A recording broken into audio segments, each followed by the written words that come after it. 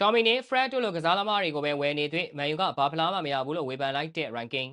မန်ယူကွင်းလယ်ကစားသမားဟောင်း ranking ကမန်ယူအသင်းရဲ့လက်ရှိကစားသမားတွေနဲ့ပရီးမီးယားလိချန်ပီယံဆုဖလားကိုစုခုနိုင်ဖို့ဆိုတာကမဖြစ်နိုင်သေးဘူးလို့ထောက်ပြပြောဆိုလာခဲ့ပါတယ်။မန်ယူအသင်းကကျန်ခဲ့တဲ့10စုနှစ်အတွင်းပေါင်ဘီလီယံနဲ့ချီပြီးအသုံးပြုကစားသမားအသစ်တွေခေါ်ယူမှုပြုလုပ်ခဲ့ပေမဲ့လည်းလက်ရှိအချိန်ထိရုန်းကန်နေရဆဲဖြစ်ပါတယ်။မန်ယူရဲ့ကစားသမားခေါ်ယူမှုတွေကပြာပြီးပွဲမထွက်ခဲ့တာကြောင့်အကြီးအကျယ်အရှက်ရစရာဖြစ်ခဲ့ရပါတယ်။ဒါအပြင်ကစားသမားတွေကိုလောက်ခလာစာတွေမြန်မာစွာပေးချေနေမှုကလည်းမန်ယူကိုအခုလိုမျိုးအခြေအနေဆိုးတွေစီဦးတည်စေခဲ့ပါတယ်။ကက်စမီရိုလိုကစားသမားမျိုးဆိုရင်အသက်30ကျော်အရွယ်အချဘက်ပိုင်းကိုရောက်ရှိနေပြီဖြစ်ပေမဲ့မြန်မာတွေပြောင်းရွှေ့ခြင်းအသုံးပြုပြီးခေါ်ယူခဲ့တယ်လို့မြန်မာတွေလောက်ခလာစာကိုလည်းပေးထားရပါသေးတယ်။ဒါကမန်ယူအဘုတ်ဖွဲရဲ့ဆိုးရွားလွန်းတဲ့အပိုဆောင်စီမံခန့်ခွဲမှုတွေပါ။ဒါကြောင့်လည်း ranking က Regular လက်ထက်မတိုင်ခင်မန်ယူအသင်းရဲ့စီမံခန့်ခွဲမှုတွေကိုပြည့်တင်ဝေဖန်ခဲ့ပြီး Regular ကလည်းကြံခဲ့တဲ့10စုနှစ်အတွင်းမှာကျူးလွန်ခဲ့တဲ့စီမံခန့်ခွဲမှုအမှားယွင်းမျိုးတွေမပြုလုပ်မိအောင်အတော်လေးကိုတတိထားပြီးစူးစမ်းနေရပါတယ်။မန်ယူအသင်းတာဝန်ရှိသူတွေရဲ့ညံပြင်းလွန်းတဲ့စီမံခန့်ခွဲမှုတွေထဲမှာကစားသမားရောင်းချမှုတွေကလည်းတစ်စိတ်တစ်ပိုင်းပါဝင်နေပါတယ်။မန်ယူအသင်းကသူတို့ရဲ့ကစားသမားတွေကိုရောင်းချရမှာထိပ်တန်းပြောင်းရွှေ့ကြေးတွေရရှိနိုင်ဖို့လုံးဝမစွမ်းဆောင်နိုင်ခဲ့ပါဘူး။ကယ်ဒမီကစားသမားတွေကိုရောင်းထုတ်ရမှာလည်းဘာမှသိပြီးပုံမလာပါဘူး။ဒါကမြို့ကန်ပြန်မဲ့မန်စီးတီးနဲ့ရှင်လိုက်ရင်တော့မှအတော်လေးကိုရှက်စရာကောင်းတဲ့စီမံခန့်ခွဲမှုတွေဖြစ်ပါတယ်။မန်ယူကသူတို့ရဲ့အကယ်ဒမီကစားသမား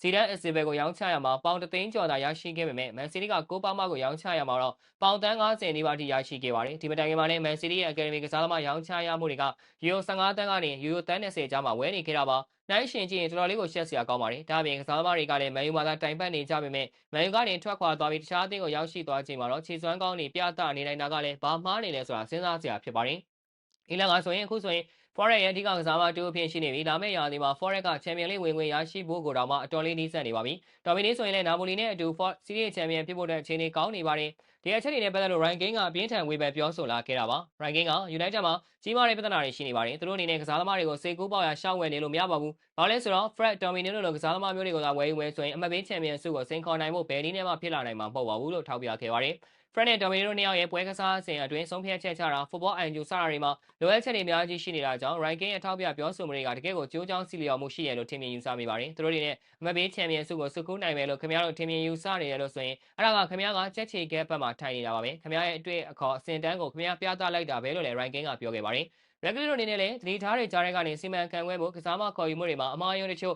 ကျူးလွန်ခဲ့ကြပါတယ်။ဒီအကြောင်းကို Regular ကိုယ်တိုင်ကလည်းထုတ်ဖော်ဝန်ခံခဲ့ပြီးဖြစ်ပါတယ်။မှားခဲ့တာတွေလည်းဘာမှလုပ်လို့မရတော့ပါဘူး။ဒီအမားတွေကိုသင်ခန်းစာယူပြီးရှေ့ကိုဘလို့ဆက်လက်ချီတံမလဲဆိုတာကပဲအရေးကြီးလာပါတယ်။အဆုံးထိကြည့်ရှုပေးခဲ့ကြတဲ့အတွက်အားလုံးကိုကျေးဇူးတူပဲတင်ရှိပါတယ်ခင်ဗျာ။